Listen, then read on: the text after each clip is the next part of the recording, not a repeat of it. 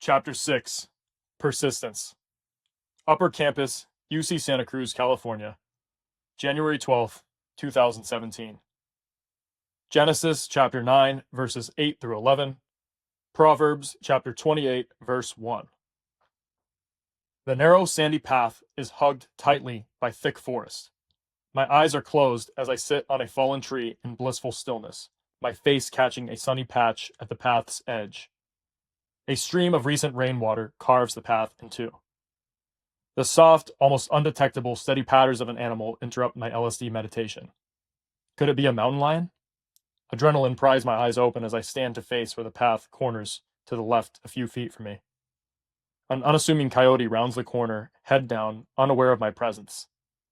One mere stride length away, it finally looks up. Its emotive, watery blue eyes lock on mine. Petrified, it ceases all motion. We stay frozen, waiting for the other to move. Suddenly, as silently as wind, the coyote bolts back up the trail the way it came. I too vacate my spot along this narrow trail, as beautiful and hidden as it is, opting instead for the main path, which is more or less a dirt road. I stop where the main path cuts through a wide open grassy clearing to find a dry place to sit in the sun. After 5 straight days of deluging rain, the grass is too muddy, so I cross my legs and sit at the path's edge beside one of 2 streams actively flowing through it.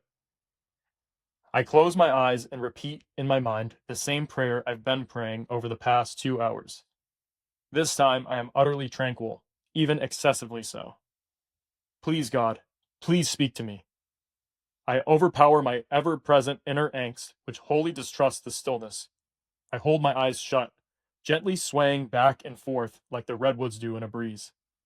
God, please speak to me. I have been waiting for you all day.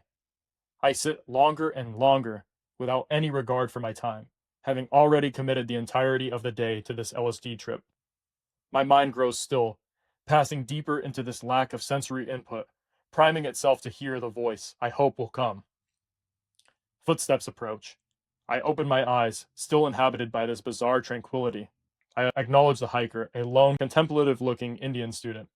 He appears to be looking for something in his walk, like the answer to a question he has.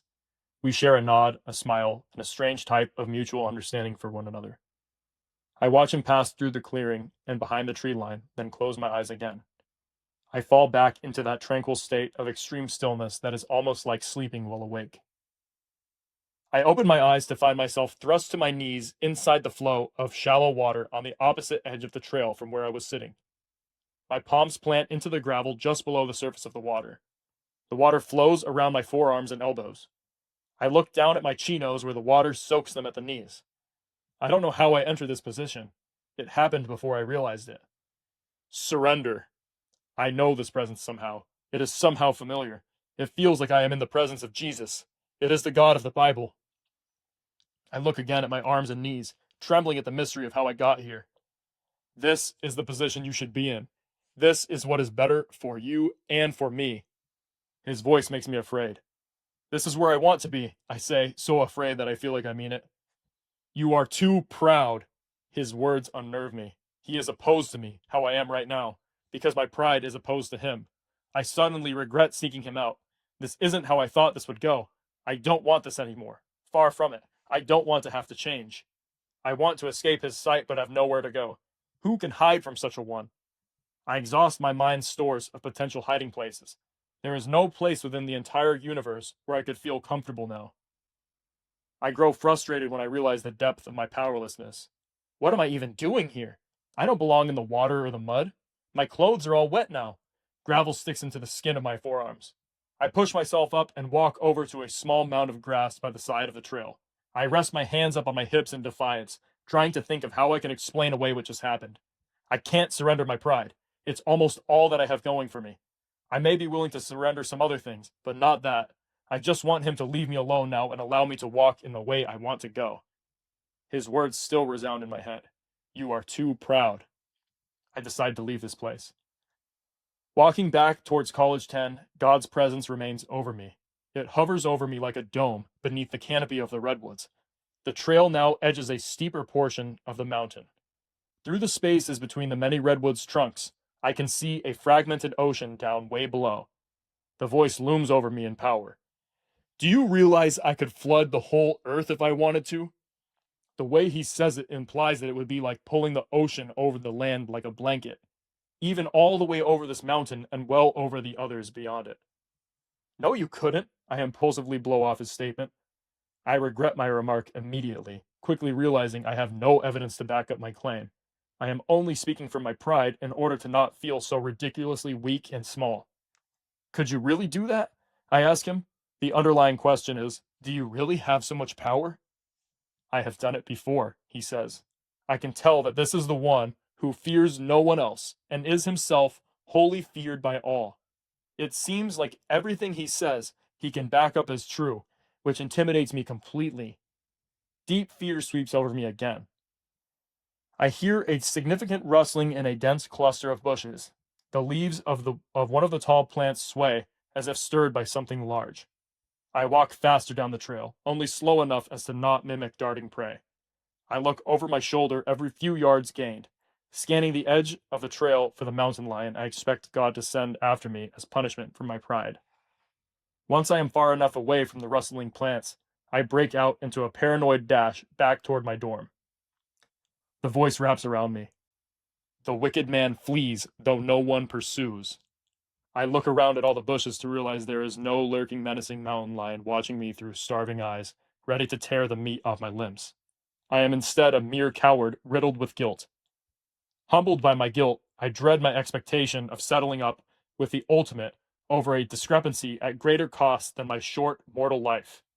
He is eternal. With my pride, I have elevated myself in my own mind to being his rival. After rejecting his opportunity to turn from my pride, I assumed he would come after me and cut me down to the level I am supposed to be as a mortal being. Finite. The spirit shifts the energy so that my paranoid fear fades and full-bodied confidence fills me instead. As I walk, he is there immediately behind me, backing me up like a mighty wall. He turns my chest upward and empowers me completely, saying to me, "But the righteous shall be as bold as lions." It makes sense to me. There is no one more fearsome than God. If I am walking alongside him, then there can be no enemy or obstacle so formidable that it should make me afraid. Even though I am no longer afraid, my previous decision to return to my dorm carries me the rest of the way there. I open the door of my dorm to sounds of my roommate Eddie snoring. He is in the midst of a deep sleep. There is a shadowy air surrounding him filled with those miscellaneous symbols known mysteriously well to the unconscious mind, but perhaps never seen otherwise. Something about sleep reminds me of death. Perhaps it is true that sleep is the cousin of death. I stand leaning against the bunk bed across from his, observing his mysterious and shadowy sleep aura. The LSD leaves me open and vulnerable to external forces so much so that his mental state gradually spreads to me. I can feel how he feels even sleeping. It is like there is a tickle in my chest with a subtle relaxing vibration like a cat's purring. I zone into his air unsuspectingly and absorb his spirit of sleep, collapsing to the ground in a sudden narcoleptic attack. Hitting the floor shocks me back awake. "Wow," I say out loud. "That was incredible." I get up off the carpet and ignore the sleeping man so as not to fall asleep as well. Though I wish he wasn't here, he is asleep. Remembering the spirit's condemnation of my pride, I get down onto my knees to pray and seek the voice of God again. My phone says that it is 2:00 p.m. I pray to God from my knees, determined to defeat my pride and hear his voice again. To my knees, the thin blue carpet barely conceals what feels like concrete below it. The carpet digs into my knees, elbows, and forehead as warm-colored images float through my mind. I hear Eddie stir awake. It is 3:00 now. He sits up to get out of bed, sees me in the full-length mirror hanging from the door, then lays back down to wait for me to get up. I don't. He turns over and loudly adjusts himself several times to alert me that he is up, so that I might resume normal activities. Eventually, Felix? Everything all right? "I'm still here!" I spit out to God with lots of saliva. Left without an answer, Eddie steps over me to exit the room. Hours go by. I stubbornly refuse to get up from my knees, hoping to knock this pride stuff out this evening. My tear and snot pile seeps into the short, rough carpet underneath my face. My legs have long been numb. With each hour, I grow louder in addressing God. How desperate I am to purge my heart of this pride, yet at the same time, how elusive it is. I try to guide my thoughts into the proper paths of perception, but while it has been several hours, all the progress I assumed I had made has shown itself to be something like running vigorously in place. Thoughts enter into my head as if to test my self-perception. I realize now, I honestly don't know what it means to be humble. I haven't even the slightest clue what humility even is or looks like. I try to think of anything that might provide me with some kind of merit to receive something from God. Through pouring face fluids, I yell, "I'm still here! I surrender!" The question pops into my mind, what am I surrendering? To what extent should I surrender to my maker? I sort things into categories until the idea of partial surrender proves logical failure. "You can have everything!" I admit at a minimal volume through intense sobs.